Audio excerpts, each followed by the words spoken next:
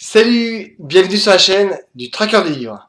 Aujourd'hui, un coup de cœur brutal de Jean-Olivier Bosco, aux éditions Bête Noire, Robert Laffont. Ce bouquin est tout simplement, le titre brutal est incroyable. L'auteur s'est lâché, il a décidé dès le départ de pas avoir de retenue. On rentre dans un monde hyper violent à travers plusieurs personnages. Une héroïne absolument incroyable, donc forcément ça va cliver, il y a ceux qui vont aimer, ceux qui vont détester. Ce qui est sûr, c'est que ce livre ne va pas laisser indifférent. Pour moi, c'est un mélange de Norik et Favant, shooté à l'adrénaline. C'est un pur concentré d'énergie et de violence, avec une vraie histoire en toile de fond, dans le monde du grand banditisme, dans le monde des grands méchants, avec forcément la violence qui est autour. Et la violence, quoi qu'on puisse en dire, n'a jamais été jolie et délicate.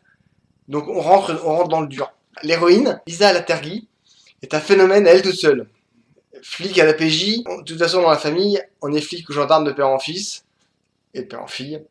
En l'occurrence, Camille, son frère, est gendarme, et elle est flic à la PJ, et elle est plutôt très efficace. Pourtant, elle doit faire face à un terrible défi au quotidien. Depuis qu'elle est enfant, elle est hyperactive, ce qui déclenche chez elle des bouffées quasiment incontrôlables d'hyperviolence. Depuis qu'elle est enfant, ses parents ont tout essayé. Les psychothérapies, les drogues, tout pour essayer de juguler et de contrôler, avec plus ou moins de réussite. Aujourd'hui, elle arrive à peu près à contrôler.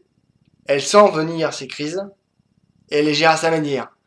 Sa manière, c'est plutôt simple, hein. Elle fait le tour des tribunaux, elle connaît le système, elle sait que certains passent à travers les mailles, elle les repère à l'avance, elle repère leur manège, ce qui se passe, et quand elle sent qu'elle ne peut plus se contrôler, elle leur tombe dessus comme la foudre. Et elle n'a pas vraiment de problème. Parce que l'un des moyens qu'elle a de contrôler cette hyperviolence, c'est la pratique du sport à outrance.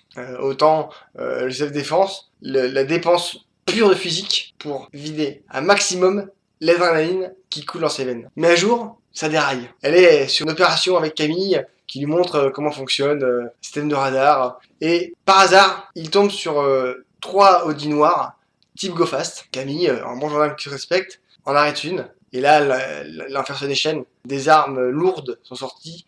On tire. Il se fait tirer dessus à bout portant, gravement blessé. Et pour Lise, c'est une catastrophe. C'est le seul être humain qu'elle aime vraiment, d'un amour puissant, qui est gravement blessé. Elle veut savoir ce qui se passe.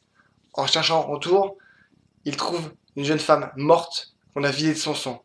En enquêtant, on se rend compte que c'est pas la seule. Mais il faut rentrer dans le monde du grand banditisme. Isa s'y précipite. Elle sait qu'elle prend des risques. Elle sent que l'hyperviolence n'est jamais loin, tapis, et qu'elle peut se transformer en monstre en quelques secondes. Ce bouquin, il y a des scènes complètement dingues où on se dit nos limites, mais en même temps, quand on sort les armes et qu'on tire, quand on frappe quelqu'un, on peut le filmer de manière esthétique, mais ça reste brutal. Il y a du Tarantino, là le quatrième de couve, parler de Tarantino, c'est plutôt juste. C'est très écrit, très maîtrisé, il n'y a pas de souci de ce côté-là. Mais c'est vrai que c'est dur, chaque personnage en prend plein la tête, et c'est rien de le dire. En même temps, c'est super actif, réactif, c'est brutal. Le titre porte bien son nom, il n'y a pas de souci là-dessus, hein, donc c'est un coup de cœur. Donc Jacques-Olivier Bosco, brutal, collection Bête Noire chez Robert Laffont. Allez-y, faites-vous plaisir. Bonne lecture, likez, commentez, parlez-en autour de vous. Abonnez-vous, lisez, éclatez-vous, mangez les chouquettes, et bientôt. Au revoir.